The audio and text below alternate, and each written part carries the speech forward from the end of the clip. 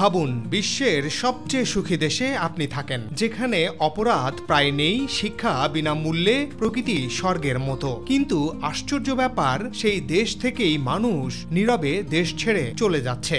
সুখী দেশের মানুষ কেন সুখী নয়? যে দেশটিকে টানা ৮ বছর ধরে বলা হয় ওয়ার্ল্ডস হ্যাপিয়েস্ট কান্ট্রি, যেখানে আকাশ নীল, বাতাসে বিষ নেই, রাস্তায় হর্ন নেই, অফিস ছুটির পরে কেউ আপনাকে ফোন করবে না, জীবন যেন শান্তির উপর ভেসে থাকা একটা কবিতা। কিন্তু এই চমৎকার ছবির ভেতর লুকিয়ে আছে এমন কিছু সত্য যা বাইরে থেকে দেখা যায় না। আজ ফিনল্যান্ড একটি ভয়ঙ্কর বাস্তবতার মুখোমুখি। জনসংখ্যা দ্রুত কমছে, মানুষ একাকিত্বে ভুগছে, জীবন এত ব্যয়বহুল যে ভালো বেতনের দেশ থেকেও হাজার হাজার মানুষ চলে যাচ্ছে অন্য দেশে। একটা অসাধারণ সভ্যতা ধীরে ধীরে বদলে যাচ্ছে। সুখের দেশ হয়ে উঠছে নীরব উদ্বেগের দেশ।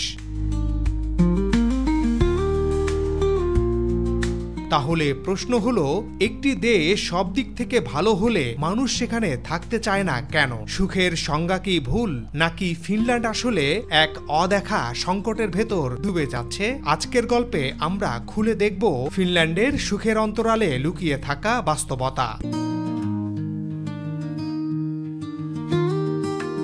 সুখের দেশে স্বপ্ন, কিন্তু বাস্তবতা ভিন্ন। উত্তর ইউরোপের শীতের কোলে থাকা একটি ছোট দেশ ফিনল্যান্ড। আয়তন প্রায় ৩,৩৮,০০০ বর্গ কিলোমিটার, কিন্তু মানুষ মাত্র ৫.৫৫ মিলিয়ন। চারদিকে অসংখ্য হ্রদ, হাজার হাজার বন, তুষারের চাদর, আর আকাশ জুড়ে নর্দার্ন লাইট। একটা দেশের শান্তি দেখতে হলে যেন এখানে এসে দাঁড়াতে হয়।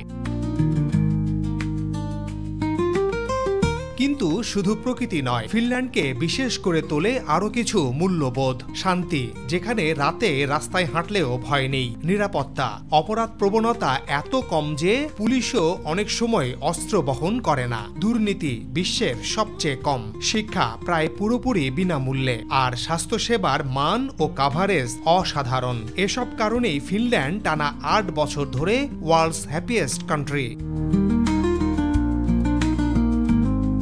কিন্তু প্রশ্ন হলো, সুখী দেশ হওয়ার মানদণ্ড কি? বিশ্ব সুখ রিপোর্ট আসলে মাপছে মানুষের নিরাপত্তা বোধ, সামাজিক আস্থা, দুর্নীতির মাত্রা, কল্যাণ ব্যবস্থা, স্বাধীনতা, মানসিক সাপোর্ট সিস্টেম। মানে এগুলো জীবনকে স্থির করে, সুখী নয়। এটাই হচ্ছে গল্পের প্রথম রহস্য। কারণ বাইরে থেকে আমরা যে সুখ ভাবি তা হলো উচ্চ আয়, রঙিন জীবন, অ্যাডভেঞ্চার, যোগাযোগ, ব্যস্ততা, সুযোগ, আলো ঝলমলে শহর। কিন্তু ফিনল্যান্ডের সুখ শান্ত, নীরব, ধীর, একেবারে ভিন্ন ধরনের সুখ। এই শূন্যতার মধ্যেই লুকিয়ে আছে বাস্তবতার কনফ্লিক্ট। ফিনল্যান্ডের মানুষ সুখী, কিন্তু তারা কি জীবন নিয়ে উত্তেজিত? তারা কি বড় স্বপ্ন দেখে? বড় শহরের দৌড়ঝাঁপে কি তাদের জায়গা আছে? নাকি শান্তির দেশে মানুষ ধীরে ধীরে একাকিত্বে ডুবে যাচ্ছে? আর এটি সেই জায়গা যেখানে সুখী দেশের গল্পটা ঘুরে যায়। ২০২৫ সালে এসে দেখা যাচ্ছে ফিনল্যান্ডের নাগরিকরা শান্তি চায় ঠিকই, কিন্তু সেই শান্তির ভেতর লুকিয়ে থাকা শূন্যতাকে আর আগের মতো গ্রহণ করতে তারা পারছে না। দেশে সুযোগ আছে, নিরাপত্তা আছে, কিন্তু সামাজিক যোগাযোগ নেই। জনসংখ্যা কমছে, শীত লম্বা, বন্ধুত্ব পাওয়া কঠিন, আর জীবনের গতির ধীরতা অনেকের কাছে হয়ে উঠছে মানসিক চাপ। জনসংখ্যা সংকট, জন্মহার কমে ভয়াবহ অবস্থা। ফিনল্যান্ডের সবচেয়ে বড় সংকট এখন তার অর্থনীতি নয়, জলবায়ু নয়, এমনকি অভিবাসনও নয়। দেশটি ধীরে ধীরে মানুষ হারাচ্ছে। ২০২৫ সালের হিসাব অনুযায়ী ফিনল্যান্ডের মোট জন্মহার মাত্র ১.২৫ থেকে ১.৩০, অর্থাৎ একটি পরিবারে গড় শিশু সংখ্যা ২-এরও নিচে, যা কোনো সমাজকে টিকিয়ে রাখার জন্য প্রয়োজনীয় মাত্রার অর্ধেক। ভয়াবহ ব্যাপার হলো ২০১০ সালের পর থেকে দেশটির জন্মহার প্রতি বছর কমছে এবং বিশেষজ্ঞরা বলছেন ২০৪০ সালের দিকে ফিনল্যান্ডের মোট জনসংখ্যা স্থায়ীভাবে কমে যেতে শুরু করবে। কিন্তু কেন মানুষ সন্তান নিতে আগ্রহ হারাচ্ছে? প্রথমত জীবনযাত্রার ব্যয়। যদিও ফিনল্যান্ড কল্যাণ রাষ্ট্র, তবুও শিশু লালন পালন, ডে কেয়ার, সময় বের করা এসব মিলিয়ে তরুণ তরুণীরা মনে করেন সন্তান মানেই কেরিয়ার ও স্বাধীনতার বড় বাধা। দ্বিতীয়ত সমাজের ভেতরে নীরব একাকিত্ব। ফিনিশ সংস্কৃতি ব্যক্তিগত স্পেসকে এত বেশি মূল্য দেয় যে সম্পর্ক গড়ে ওঠা খুব ধীর। অনেকেই সঙ্গী খুঁজে পান না, ফলে পরিবার গঠনের সিদ্ধান্ত পিছিয়ে যায় আর পরে তা আর হয় না। তৃতীয়ত দীর্ঘ রাত, কম সূর্যলোক এবং মানসিক চাপও প্রভাব ফেলছে জন্মহারে। গবেষণা বলছে ফিনল্যান্ডের তরুণদের মধ্যে মানসিক ডিপ্রেশন ও বার্ন আউট বেড়েছে। তারা আর পরিবার শব্দটিকে স্থায়ী এবং নিরাপদ প্রতিষ্ঠান হিসেবে দেখছে না। এই সংকট শুধু সামাজিক নয়, অর্থনৈতিকও। বৃদ্ধ জনসংখ্যা বাড়ছে দ্রুত। আজ ফিনল্যান্ডের প্রতি 5 জনের একজন 65 বছরের বেশি। কাজের বয়সী মানুষের সংখ্যা কমে যাচ্ছে, আর এর মানে ভবিষ্যতে স্বাস্থ্যসেবা, ট্যাক্স সিস্টেম, পেনশন সবকিছুই চাপের মুখে পড়বে। ফিনল্যান্ড বুঝে গেছে জনসংখ্যা সংকট এখন দেশের অস্তিত্বের প্রশ্ন। মানুষ না বাড়লে শান্তিপূর্ণ এই দেশ শান্তই থাকবে, কিন্তু মানুষের দেশ থাকবে না। মানসিক স্বাস্থ্য সংকট, সুখী দেশের লুকানো দুঃখ।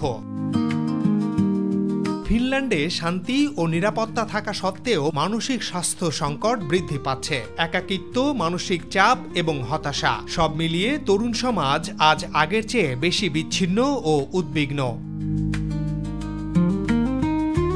ফিনিশ সমাজে সামাজিক যোগাযোগ সীমিত। মানুষ ভদ্র, কিন্তু ব্যক্তিগত অনুভূতি শেয়ার কম। নতুন বন্ধু বা সম্পর্ক গড়ে তোলা কঠিন। 5-6 মাসের অন্ধকার শীতকাল মানসিক চাপ আরও বাড়ায়। কর্মজীবী তরুণদেরও সমস্যার অভাব নেই। অফিস শেষে সবাই নিজের জীবনে ফিরে যায়। মেলামেশা, হাসি, মজা, সামাজিক জীবন সব সীমিত। সুখের দেশের এই অদেখা মানসিক চাপ নীরব সংকট তৈরি করছে। শান্তি থাকলেও মানুষ তৃপ্ত নয়। এটাই ফিনল্যান্ডের সবচেয়ে বড় দ্বন্দ্ব। স্থির শান্ত জীবন, কিন্তু মানসিক অস্থিরতা। উচ্চ ব্যয়বহুল জীবন।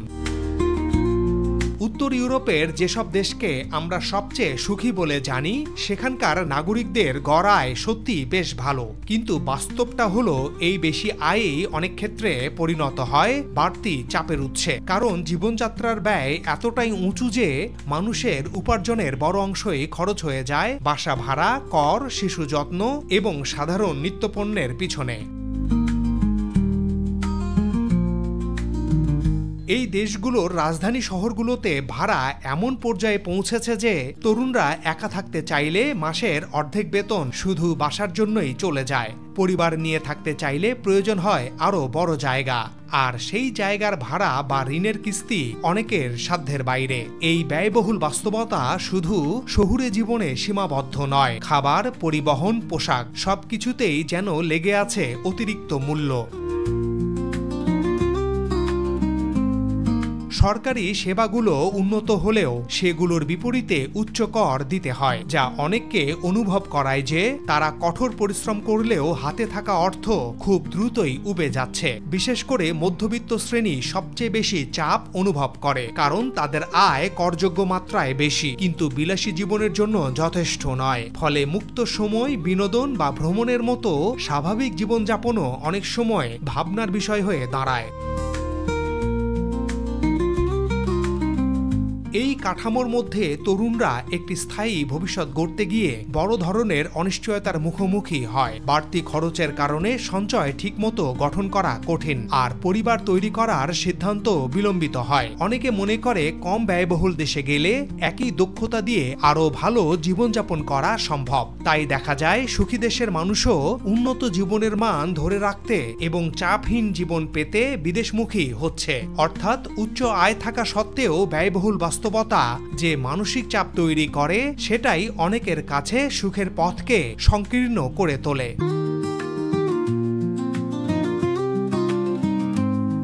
ভবিষ্যতের ফিনল্যান্ড, কেন তারা নতুন মানুষ খুঁজছে?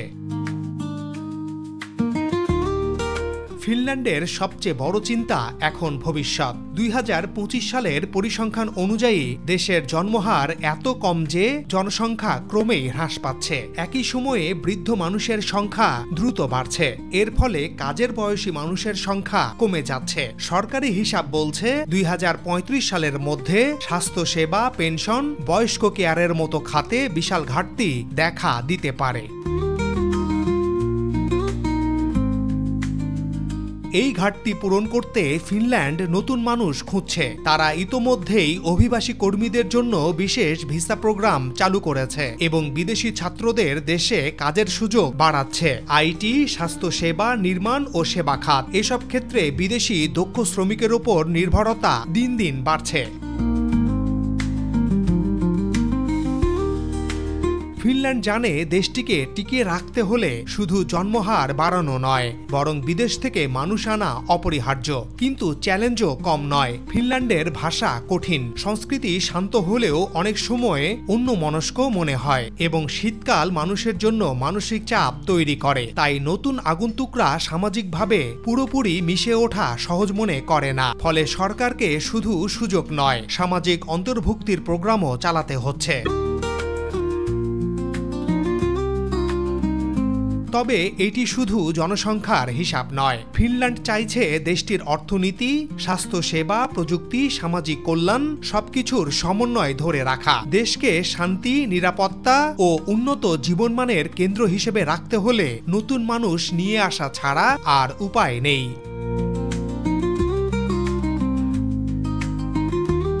অর্থাৎ ভবিষ্যতের ফিনল্যান্ড হচ্ছে এক ধরনের পুনর্বিস্তৃত দেশ, যেখানে শান্তির দেশ মানেই আর শুধু স্বজনদের সঙ্গে একা বসার জায়গা নয়, বরং বহু সাংস্কৃতিক সমাজে জীবন ধারণ করা। ফিনল্যান্ডের এই বাস্তবতা আমাদের শেখায় শুধু শান্তি বা সাফল্যই যথেষ্ট নয়। একটি দেশের স্থায়িত্ব নির্ভর করে মানুষের সংখ্যা, সমাজের অন্তর্ভুক্তি এবং প্রজন্মের ধারাবাহিকতার ওপর। আজ এই পর্যন্তই। আবারও দেখা হবে নতুন কোনো প্রতিবেদনে। সবাই ভালো থাকুন, সাবস্ক্রাইব করে আমাদের সাথে থাকুন।